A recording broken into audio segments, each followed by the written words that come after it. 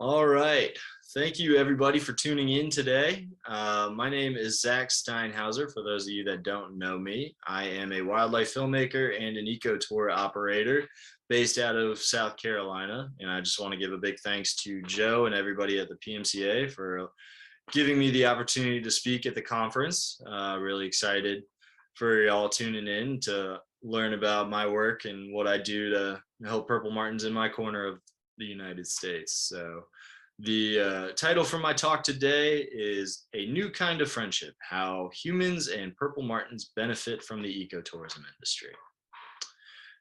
Now, for starters, as I talk about new kind of friendship, we all know about the classic friendship between humans and Purple Martins, and how humans provide their nesting habitat to keep Purple Martins and their nesting populations around in our areas. But today, we get to learn a little bit more about how we can further expand on that relationship. So to get started, you're probably wondering, what is ecotourism? Well, according to Webster, ecotourism is defined as tourism directed toward exotic, often threatened natural environments intended to support conservation efforts and observe wildlife.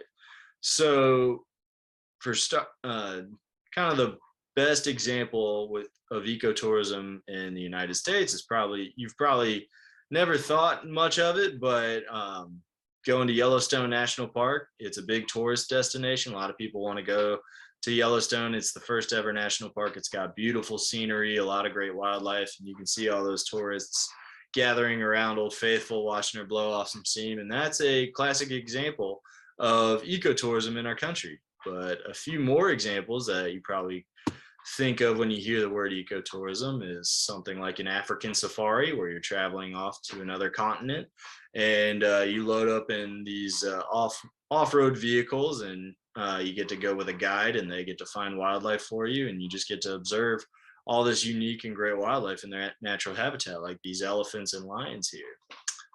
Another example of ecotourism is if anybody a scuba diver here, and you've been diving on reefs and stuff like that to go see all different kinds of fish and marine life. Some folks are adrenaline seekers, and they go cage diving with big sharks, like you see in the picture on the right there. I've done both. I love diving. I love marine life. I love sharks, especially with it being Shark Week right now as I'm recording this. But yeah, so scuba diving, any kind of diving, going to see marine life, that's ecotourism. But another classic example of ecotourism we probably don't think much about is bird watching trips. So a lot of people will travel around the country. Some people will travel around the world to go and see all these different rare birds that they have on their life list. I'm sure we have some bird watchers here on the panel today. And I know there's a few companies out there that specialize in this. There's also, I've heard stories of some operators who have clients that they find a rarity and they shoot an email out, and the next thing you know, they have already got bookings from their clients within 30 minutes, and they're getting flights, lodges, everything set up to at the drop of a hat to go see this rare bird. So yeah, just another example of bird ecotourism that you might not think of. Now for me, and where I operate as an ecotourism operator, is right in my backyard. It's on Lake Murray in South Carolina.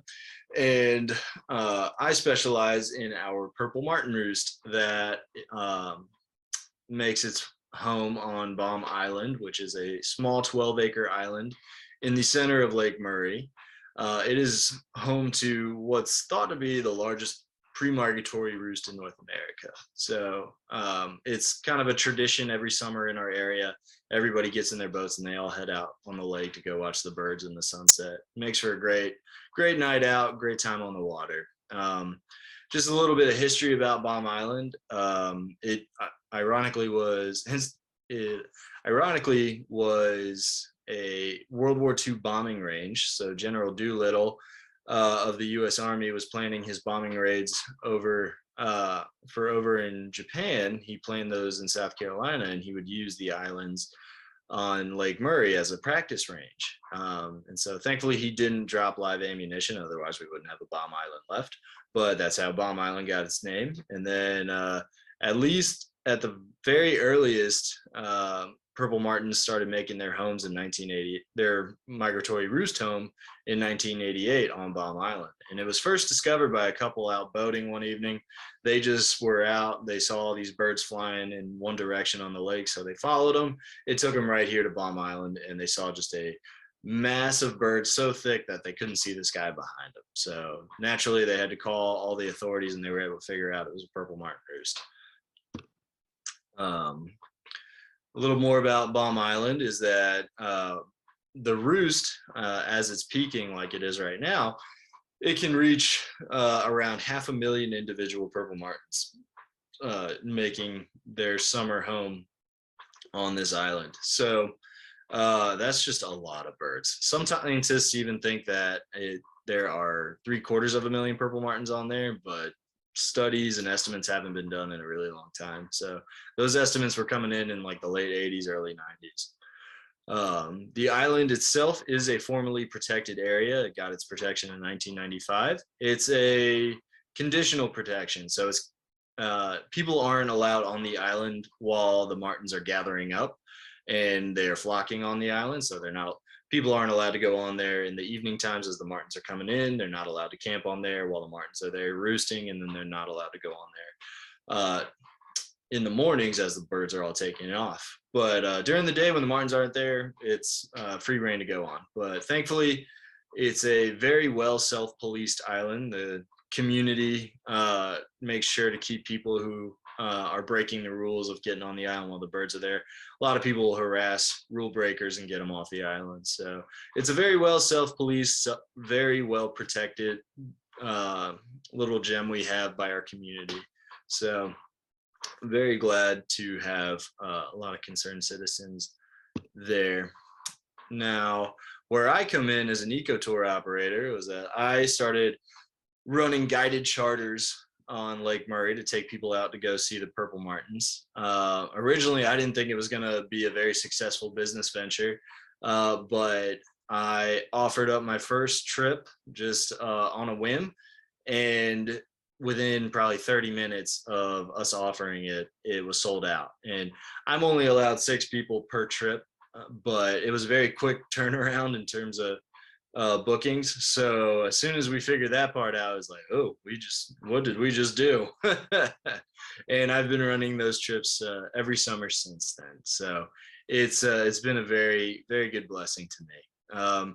And the thing about my trips is that they're an educational experience for tourists. So a lot of people get to the island, they think the birds are breeding, it's some kind of courtship ritual. They don't really know what the birds are doing on the island. So my job as an eco tour operator is come in and just tell people like, hey, a lot of my guests on my boat don't know what a Purple Martin is. They've never seen this before. They don't know where they're coming from, what they're doing at the island, or where they're going once they leave the island. So it's a very beneficial educational experience. People get to learn a lot while they're there. Now, most of my clients are coming from central South Carolina, but I've managed to, over the years, see people come from North Carolina, Georgia, Florida. I just recently had a client from Indiana come to see this, Virginia, even Oklahoma. So a lot of people are starting to catch wind and come to my little corner of the South to appreciate this natural spectacle. So I feel very blessed there. There's also very few businesses on the lake specializing in Purple Martins, so I have that to my advantage. I'm also a bird watcher, so I'm always giving people a very all-around experience between what other kind of natural phenomena they're going to get to see. And from all the profits that I've generated over the years, you're going to see in my film tonight, my passion project that is Purple Haze, a conservation film. I'm sure all of you have heard of it over the years. And I can't wait for y'all to see it, but that's where most of my money was going towards. And to date, this is the year 2022 now. By the end of this season, I will have taken over 1,200 guests on this particular tour to go see the Purple Martins. And so that's over 1,200 people who have managed to get a full experience and understand how special purple martins are to our lake, how special they are to North America, and how special they are to humans and our relationship we have when it comes to conserving them. So other purple martin tour examples that I can think of, I don't think there's many out there, but I know of at least two. There's one in Mans Harbor, North Carolina, in the Outer Banks, and it's a boat tour operator similar to me, and they go out to view the Purple Martin Roost on Mans Harbor Bridge. And then a Purple Martin Roost recently discovered in Manaus by the PMCA. Ironically, that roost is right across, or is across the Amazon River, and there is a lodge on the bank of it, and there are hired bird guides that take those tourists staying at those lodges out on the water to go see the birds. So there's a lot of potential for purple martin tourism, that's for sure. Now, the benefit for purple martins in tourism, it's an educational opportunity, like I said. So for me, I put a big emphasis on to my guests that these birds are not nesting on this island. They're actually nesting in man-made birdhouses. I always make it a point to stop at a local landowner's backyard who lives on the lake, and they have an active purple martin colony. We always make sure to stop there, and I explain to them purple martins and their conservation needs, and how every purple martin we see at the roost on Bomb Island is coming from one of these backyard birdhouses. We also get to see a lot of unique relationships at the roost. We get to be citizen scientists. I'll report any odd bird that shows up at the roost, because we also get some other species that'll use the roost alongside the purple martins. I'll report that to eBird. I report to Joe just kind of my findings and unique observations going on at Bomb Island. It also supports grassroots efforts.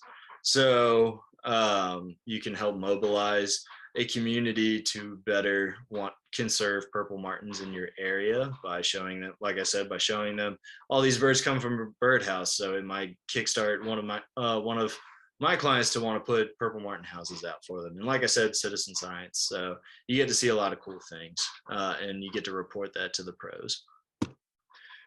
Now, for the human benefit with purple martin tourism, I can tell you my business generates over $10,000 of revenue each year, just focused primarily on our purple martin roost.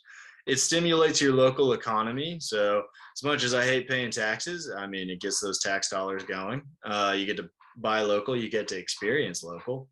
Now, each roost is different. So with roosts, some are in the middle of a downtown, some are on the water. For anybody who has the entrepreneurial mindset, if you're thinking about maybe, hey, I have a roost in my backyard or not far away from me, I want to start leading tours to it. You just have to figure out how to do that. I had to do that with my roost, and I had to get my captain's license and jump through a bunch of hoops. But once kind of got all that training and certification set, I was good to go. So you just kind of have to learn. If you're interested and want to set up your own tour operation, taking folks out to go see your purple martin roost, by all means, go for it. Part of my proceeds from my business, I donate to the PMCA and their work conserving purple martins and creating this network of landlords all around the country and tracking and doing more research on purple martins and their migration. So that, if you're hearing all this, you want to start leading trips or something like that to your purple martin roost, and you want to get that income and revenue, and if you're a grassroots leader, you can take that money to fund your own projects. Like I said, I took the money I was earning from all these purple martin tours, I poured that into Purple Haze, and was able to get that project produced and directed and shot. So there's definitely a lot of potential between ecotourism and conservation. So it just depends on how you want to go from there. And with that, that concludes my talk. Thank you all for tuning in, and I am happy to take any of your questions. So, thanks so much, Zach. Much appreciated. Find you here.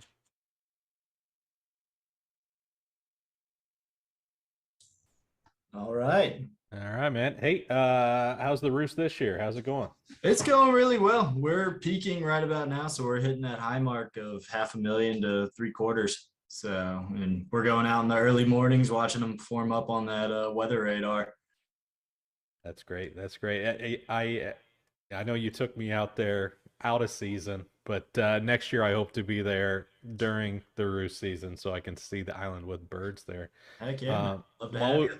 yeah, while we wait for questions to come in chat, I was just curious over the years that you've been visiting the roost, have you noticed any changes to the number of birds, the activity of the birds, the island itself? What have you noticed over time? Um, I'd say it's all pretty consistent with the timing of the birds. There hasn't been any drastic changes in terms of numbers. In terms of the amount of people coming out, that has certainly increased. And also just I'd say probably some of the bigger ecological observations I've had out there in noticing we'll have a couple Cooper's hawks, maybe one every year, try and come out and nab a martin, or they'll sneak onto the island. But kind of the biggest predator martins face at this roost site is great blue herons. And that was a big surprise to me. I remember hearing about that in some Purple Martin forum, but didn't think anything of it till I saw my first predation by a heron. And usually about this time every year, herons will show up and they'll start dive bombing trees, the canopy, and just trying to go after martins. So, uh, That's that's crazy. I don't think you ever told me that. You got to get some video of that, man. I yes, will do. Yeah, that's fascinating. Um, Couple of questions here. Barbara, I think the second part of your question just got answered. Any rescues of injured birds? I've only had two instances where I've had to rescue a bird. The first one was back in 2017. A martin had fallen in the water and just was struggling. It wasn't able to get up out of it, and it was pretty far away from land.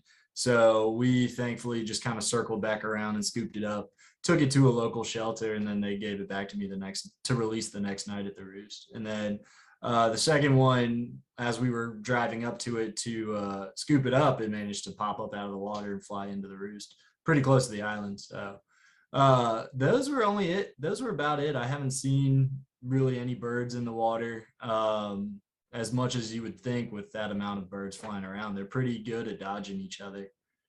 Yeah, I think you've mentioned to me in the past, in regards to the previous question, you had some concerns about erosion on the island. Yeah, there erosion has become a big issue with Bomb Island because we're getting more and more people moving into South Carolina into our area, and a lot of those people they're building around Lake Murray, they're buying boats, and it's just generating a lot more traffic on the water, which kicks up the wake and beats the shores of Bomb Island senseless. So I'm working with some local contacts about trying to get some kind of restoration effort done to kind of prevent further erosion. Yeah, just asking that reminds me that I got to respond to a message from one of the guys from the power company there that Oh had yeah, emailed me yeah. He about. reached out to me too. Good. All right. Well, I got to remember to do Yeah. that. All right. Larry's asking, do you show the roost taking off in the mornings also to folks on boats? Yeah, I only do four of those trips a year. I do about 40 total. And so I run those sunrise trips just 4 Saturdays out of the year when the roost is at its peak, which it is right now. And so that way we get to see the most birds as they're all taking off kind of at eye level as opposed to spiraling overhead in the evening. Um, Got a question from Mario. I understand, asking, does he understand right that only 6 people can see the roost per night, or do you have more than one boat? I only have the one boat right now, and my captain's license only allows me to take six paying customers per night. So If I could get a big boat out there, I certainly would. Yeah, yeah, a little bit of a barrier for you there. Yeah. Larry is asking, is any of the erosion from the new craze of wake surfing boats? Do you have any particular boats that you're blaming more than others? Not so much any particular boat, just Just the increased traffic. the increased amount of boats on the water. James in chat says early days of the PMCA, when the PMCA's research colony was on Edinburgh Lake south of here, they witnessed a great blue heron cross paths in midair with a fledgling on its maiden flight and scoop it up in his beak and swallow it. Yeah, yeah, not a lot of discussion of great blue herons as predators. I don't have anybody in this chat come away with this thinking that they're a major predator of purple martins. It's okay to have great blue herons. Great blue You don't herons have to scare them off. Okay, there was one question from earlier before we break for folks to get dinner, and it was about the film. Larry was asking, oh gosh, what did he say? Will the film be published later for the public to view? Not talking about the screening here tonight. What just basically, how can folks see the film beyond tonight's screening? Yeah. So right now, I'm in the process of distribution and just kind of touring it, getting it to different crowds, hitting events like the Purple Martin Conference. We have a handful of screenings coming up in South Carolina. We're also submitting to film festivals right now. Yeah, you got news, right? Yeah. So, and this applies to everyone here. So, Purple Haze was officially selected as has an official selection to be a part of the Florida Environmental Film Festival, and it's a virtual event just like the Purple Martin Conference, and it's a free event. It's free to register online, and you get a week, I think like 10 days worth of access to films from all around the country, all around the world. Do we get to vote? You might be winner? able to. I mean, I can motivate. We can mobilize some people here. You know what I'm saying? I was about to say, yeah. And speaking of virtual, I'll give you a virtual high five for that. Up on your screen right now. Tell me when you've done it. Everybody else can have. All right. Feel free to anybody else want a high five. One last question here from Tim in chat before we go. What's the best time to catch the morning takeoff? Is it pretty light out? No, so we're out there before the sun rises. It's about 6. I want to say they start flying around 6:15 to 6:20, and then they're pretty much done by about 6:50. So it's a very quick event. Yeah, you got to be out there when it's dark, pretty much, right?